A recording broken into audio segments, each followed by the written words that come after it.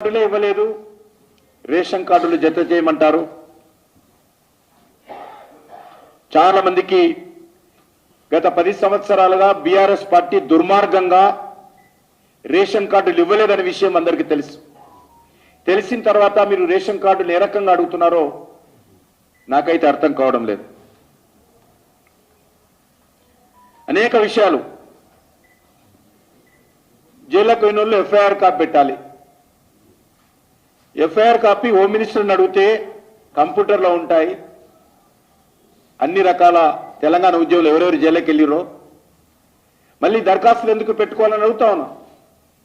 ప్రజలను పోలీస్ స్టేషన్ల చుట్టూ తిప్పాలనుకుంటున్నారా, లేక ప్రజలను జైళ్ళ చుట్టూ తిప్పాలనుకుంటున్నారా చెప్పాలి. జైళ్లకు వెళ్ళిన వివరాలు, అరెస్ట్ అయిన వివరాలు, అన్ని వివరాలు కూడా ప్రభుత్వం దగ్గరనే ఉన్నాయి.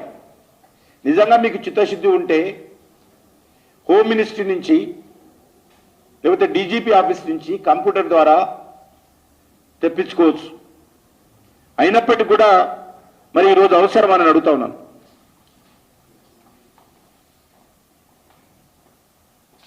మహిళలకు ప్రతి నెల 2500 రూపాయలు. ఉదాహరణకు పొదుపు సంఘాల మహిళలకు ఇవ్వాలనుకుంటే ఎంటైర్ డాటా గవర్నమెంట్ దగ్గర ఉంది. జనధన ఖాతాల డాటా ఉంది.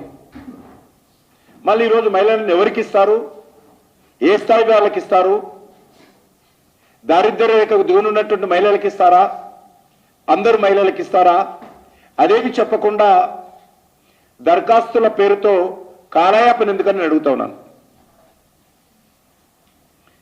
500కే సిలిండరు.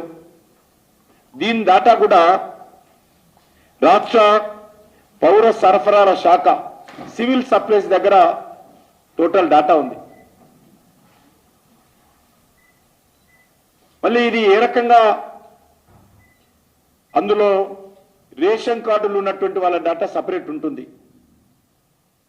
మళ్ళీ కొత్తగా దరఖాస్తులు ఎందుకని అడుగుతా ఉన్నాను.